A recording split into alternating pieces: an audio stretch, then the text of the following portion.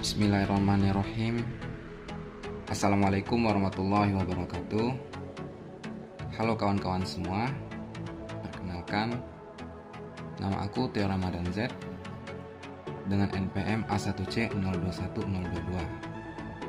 Di sini kita akan sama-sama belajar bagaimana cara menggambar grafik fungsi polinomial, yang dimana ini merupakan penugasan dari mata kuliah kalkulus diferensial yang dosen pengampunya yaitu Ibu Tria Utari SPD MPD. Baik, langsung saja kita ke pembahasannya. Baik, untuk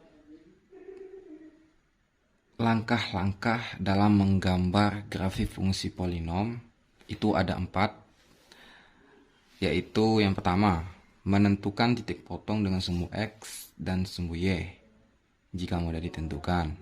Yang kedua, menentukan interval fungsi naik dan fungsi turun serta titik-titik stasionernya. Yang ketiga, menentukan interval cekung atas dan cekung bawah fungsi serta titik beloknya. Dan yang keempat, kita akan menggambar sketsa grafiknya. Baik, supaya menambah pemahaman kita terhadap fungsi polinom, di sini sudah ada contoh soal, yaitu di mana gambarlah grafik fungsi polinom fx sama dengan x pangkat 3 dikurang 9x pangkat 2 ditambah 24x dikurang 10. Baik, langsung aja kita jawab.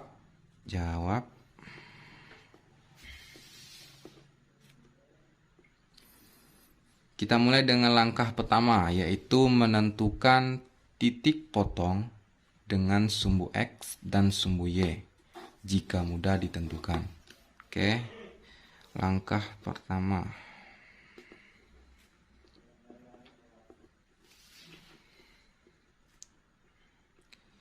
Yaitu menentukan titik potong sumbu X dan sumbu Y. Di sini ada catatan jika mudah ditentukan. Nah, karena titik potong dari sumbu X itu sulit ditentukan, maka kita pakai yang sumbu Y. Oke, kawan-kawan, kita pakai yang sumbu Y. Titik potong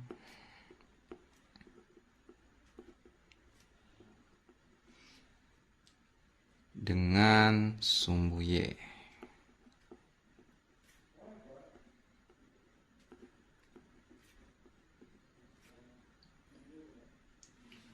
Yang dimana syaratnya itu adalah X sama dengan 0. Maka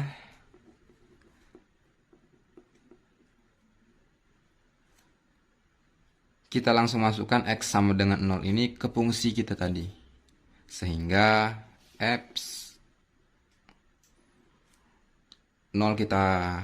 kita ganti dengan 0, maka 0 pangkat 3 dikurang 9 dikali 0 pangkat 2 ditambah 24 dikali 0 dikurang 10. Langsung kita jumlahkan. 0 pangkat 3 kan hasilnya tetap 0. 9 dikali 0 pangkat 2, 0 dikali 9 tetap 0. 0 dikurang 0, 0. Habis berarti. Ini habis, ini habis. Ini 24 dikali 0, hasilnya juga 0. Maka didapatlah fungsi atau titik potong dengan sumbu Y yaitu minus 10. Sehingga titiknya yaitu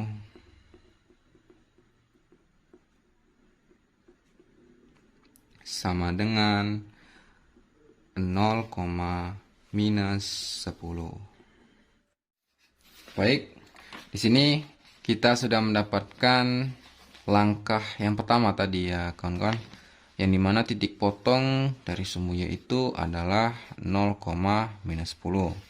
Maka kita lanjut untuk mencari langkah kedua, yaitu interval fungsi naik dan fungsi turun serta titik-titik stasionernya. Nah, di sini yang pertama kita harus lakukan itu adalah kita turunkan fungsi kita tadi. Oke, kita turunkan. Ini menjadi 3x pangkat 2 dikurang 18x ditambah 24. Nah, maka setelah kita dapatkan turunan dari fungsi kita tadi, kita sama dengan 0, sama dengan 0. Nah, di sini kita langsung masukkan nilai ini tadi, turun kita tadi 3x pangkat 2 dikurang 18x ditambah 24 sama dengan 0. Ini kita langsung bagi dengan 3 supaya mudah dalam memfaktorkannya nanti, sehingga didapatlah x pangkat 2 dikurang 18 bagi 3, 6x ditambah 24 bagi 3 sama dengan 8 sama dengan 0. Sehingga kita langsung faktorkan. Sini x minus 4 dikali x minus 2 sama dengan 0. Nah, didapatlah x sama dengan 4 atau x sama dengan 2. Nah, untuk dapat kita pastikan apakah fungsi ini naik atau fungsi turun, kita harus mengujinya terlebih dahulu. Di sini kita pakai garis bilangan untuk mengujinya. Di sini 2, di sini 4. Uji. Oke, kita uji. Yang pertama kita pakai x sama dengan sebelum 2, yaitu kita pakai 0 supaya mudah. Kita masukkan langsung F aksen x-nya kita ubah dengan 0, 0 sama dengan 3 dikali 0 pangkat 2 dikurang 18 dikali 0 ditambah 24 sama dengan berapa kawan-kawan? Didapatlah hasilnya itu 24. Ini juga sama, kita coba di antara 2 dan 3, 2 dan 4 itu kan 3. Nah, langsung kita ubah saja. X-nya menjadi 3 pangkat 2 dikurang 18. X ganti dengan 3 ditambah 24. Maka didapatlah hasilnya itu minus 3. Oke. Yang selanjutnya, supaya kita pastikan ya kan kawan, apakah ini fungsi naik atau fungsi turun, kita pakai x sama dengan 5. Sama seperti tadi, kita ubah x menjadi 5. 3 dikali 5 pangkat 2 dikurang 18 dikali 5 ditambah 24. Didapatlah hasilnya itu 9. Nah, di sini kita ada syarat nih kawan-kawan untuk menentukan mana fungsi naik atau fungsi turun. Fungsi naik itu syaratnya itu adalah harus lebih dari 0. Fungsi turun tadi syaratnya itu kurang dari 0. Oke. Di sini kan kita sudah dapat hasilnya nih. Tinggal kita menentukan mana fungsi naik, mana fungsi turun. Di sini 24. 24 itu lebih dari 0. Maka fungsi naik. Minus 3. Minus 3 itu kan kurang dari 0. Maka fungsi turun. 9. 9 itu lebih dari 0. Maka fungsi naik. Oke. Setelah kita dapat mana fungsi naik, mana fungsi turun, langsung kita masukkan saja ke garis bilangan yang telah kita buat tadi. Di sini 24, hasil dari X sama dengan 0. Kita langsung buat, ini plus, tanda naik. Di sini titik uji yang kedua, memakai X sama dengan 3. Di sini antara 2 dan 4, didapatlah hasil minus 3. Yaitu fungsi turun, kita buat minus. Nah, fungsinya juga kita buat turun. Dan yang terakhir adalah X sama dengan 5. Di sini didapat fungsinya tersebut fungsi naik atau plus. Nah, untuk garis bilangan atau arahnya kita buat ke atas. Oke. Setelah kita dapat mana fungsi naik, mana fungsi turun, maka didapatlah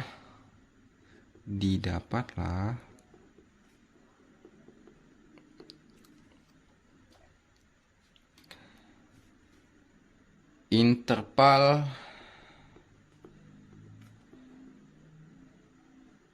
fungsi naik pada X lebih dari 2 atau X kurang dari 2 atau X lebih dari 4. Oke. Interval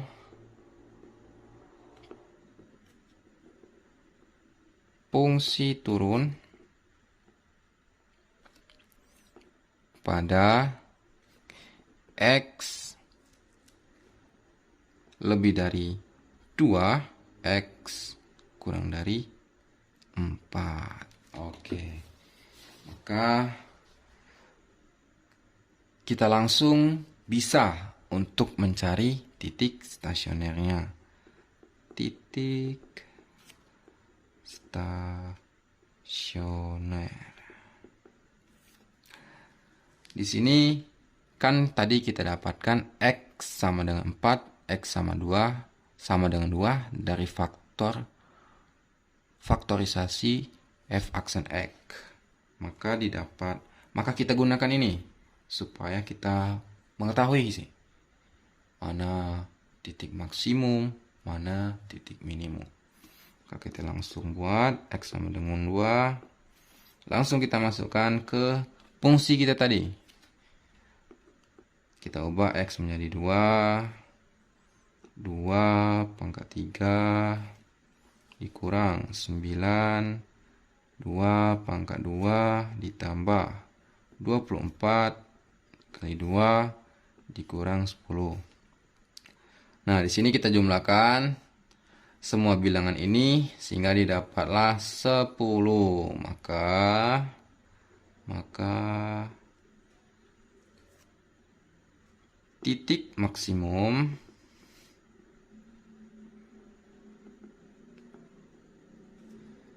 adalah 2,10. Oke, dapat kita titik maksimumnya kawan-kawan.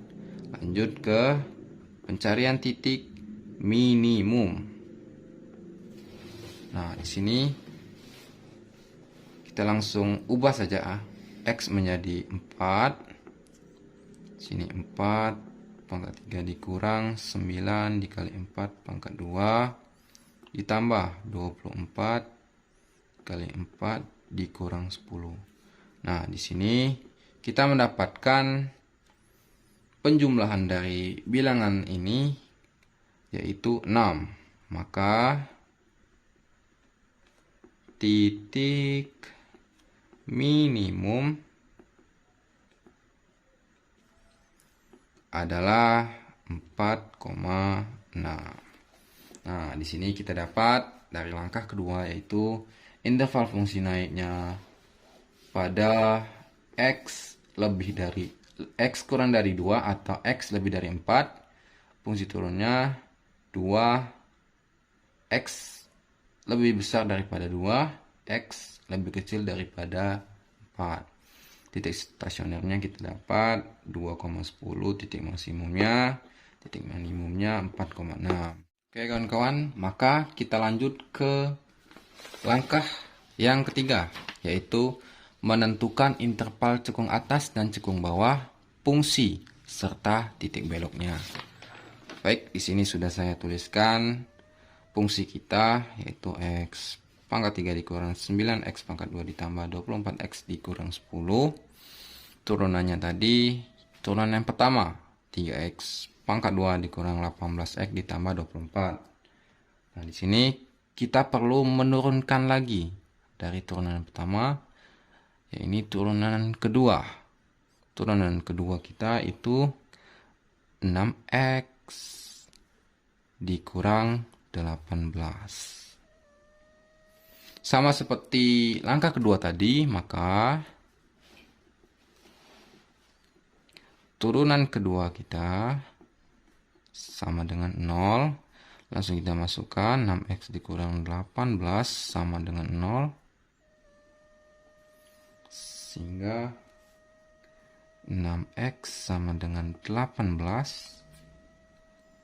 X sama dengan 3. Oke. Sama seperti tadi, kita juga harus menggunakan garis bilangan supaya mempermudah kita dalam menentukan mana nih yang merupakan cekung atas atau cekung bawah. Di sini 3. Oke. Kita samakan dengan langkah yang kedua tadi, kita uji. Oke, diuji. X sama dengan 0. Karena sebelum 3 itu kita ambil X sama dengan 0. Langsung kita masukkan saja F aksen double X, atau ini kita buat 0 langsung saja lah. Sama dengan 6 dikali 0 dikurang 18, sehingga didapatlah minus 18. Ini titik uji yang kedua. Setelah 3 kita ambil berapa kawan-kawan? Ya, kita ambil 4 supaya lebih mudah ya kan. Sama seperti tadi, kita ubah X menjadi 4. 6 dikali 4 dikurang 18. 6 kali 4 24 dikurang 18. Maka didapatlah 6. Nah, di sini dalam menentukan apakah ini cekung atas atau cekung bawah, juga kita memerlukan syarat. Syaratnya itu sama seperti fungsi atas atau sama seperti fungsi naik atau fungsi turun. Kalau misalkan lebih dari 0 itu merupakan cekung atas. Kalau misalkan kurang dari 0 itu merupakan cekung bawah. Nah, di sini minus 18 itu kurang dari 0. Maka kita cap sebagai cekung bawah. Ini juga sama, 6. 6 itu kan lebih dari 0. Maka kita cap juga sebagai cekung atas. Oke, kita labeli di sini karena merupakan cekung bawah, kita label minus. Ini setelah 3 karena merupakan cekung atas, ini dibuat plus. Oke. Maka didapatlah koordinat titik beloknya,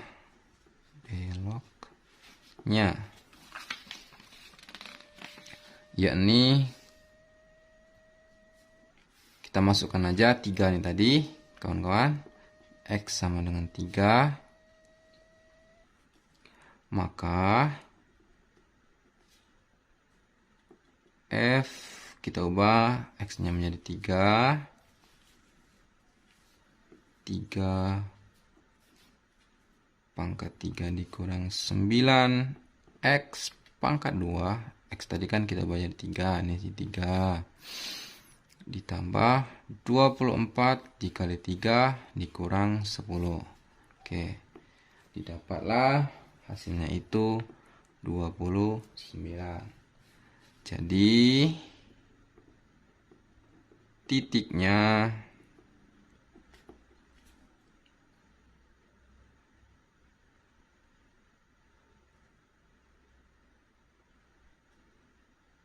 tiga koma delapan. Nah, ini salah ini kawan-kawan. Ini 8. Oke. Oke, karena langkah ketiga kita juga sudah dapat, yaitu koordinat titik beloknya 3,8, maka kita akan memasuki langkah keempat atau langkah terakhir, yaitu menggambar sketsa grafik. Yang dimana kita akan memulai menggambar itu dari titik yang pertama. Titik potong yaitu 0, minus 10. Oke, langsung kita tentukan di mana 0, minus 10 tadi. X-nya 0, ini 0. Y-nya minus 10. Oke, berarti di sini. Oke. Yang pertama sudah selesai. Lanjut ke langkah yang kedua. Langkah yang kedua tadi nih, kita dapatkan titik maksimumnya 2,10. Berarti kita langsung tandai di sini 2, ini 2, ini 10. Berarti di sini. Oke, di sini kita garis supaya terlihat 2,10 ya kawan-kawan. Sini. Oke. Yang dimana X-nya 2, Y-nya 10. Oke, 10. Oke. Dan titik minimum kita itu adalah 4,6. Di sini 4,6.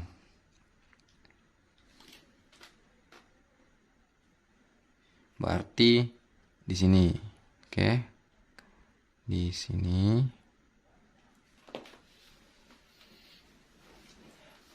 Tidak, sebelum kita memasukkan titik minimum, kita perlu memasukkan titik beloknya. Kemana arah belok koordinat atau garis kita nantinya. Oke. Di sini karena didapatlah titik belok kita itu tadi 3,8, maka kita tandai di 3. 3 itu X-nya 3, Y-nya itu 8. Berarti di sini. Oke. Sini. Titik belok ini supaya kita bisa mengetahui kemana arah beloknya, arah garis kurva kita nanti. Oke, titik beloknya sudah. Berarti yang lanjut, yang terakhir yaitu titik minimum. Titik minimum kita ada di 4,6. 4, ini 4,6. 6 di sini. Oke. Di sini. Garis supaya nampak ya kawan-kawan. Sebaiknya pakai penggaris ya kawan-kawan, supaya lebih terlihat rapi dan lebih terlihat tepat dalam penentuan titiknya nanti. Iya, lupa tandai dulu, ini 3,8, ini 4,6. Ini titik belok, ini titik maksimum, ini titik minimum, dan ini titik potong kita. Oke, berarti tinggal kita garis nih. Kemana arah garisnya kita nanti? Nanti kita garis kayak gini. Sini dulu, sini kan. Lanjut ke atas. Ke atasnya. Seperti ini. Oke. Maaf ya. Agak tidak terlalu lurus karena manual, tidak pakai penggaris. Sini langsung kita ke titik belok supaya kita mengetahui kemana arah beloknya dari titik maksimum kita tadi. Langsung kita menuju titik belok. Nah, karena titik minimum kita 4,6, maka titik belok ini akan berbelok ke bawah mengikuti titik minimum. Maka ya akan ke bawah. Nah, dan juga titik minimum akan mengarah ke atas. Karena mengapa? Karena ini fungsi yang termasuk ke dalam fungsi, maaf ya kawan-kawan, karena tadi baterai habis, jadi didapatlah kurva kita itu mengarah ke atas. Karena mengapa? Karena turunan dari fungsi kita tadi, yaitu fungsi X pangkat 3 dikurang 9X pangkat 2 ditambah 24X dikurang 10, itu turunannya tadi bernilai positif, maka kurva kita akan mengarah ke atas. Oke, itu saja penjelasan mengenai bagaimana cara menggambar sketsa dari grafik fungsi f x x pangkat 3 dikurang 9x pangkat 2 ditambah 24x dikurang 10. Oke, baik, di sini supaya lebih pasti dari jawaban yang telah kita dapatkan tadi, di sini kita akan membuktikan dengan aplikasi GeoGebra. Itu dengan memasukkan fungsi, nanti bakal kita ketahui apakah jawaban dari kita tadi benar atau masih kurang tepat. Oke, baik, kita masukkan aja fungsi kita tadi yang dimana x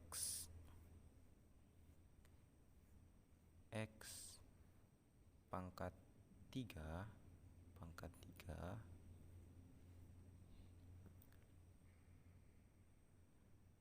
dikurang 9x pangkat 2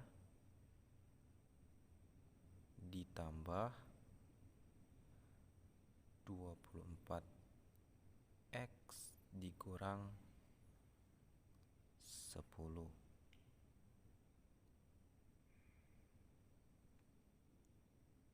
Oke, kita lihat apakah jawaban kita tadi sudah tepat, kawan-kawan. Ternyata sudah tepat ya.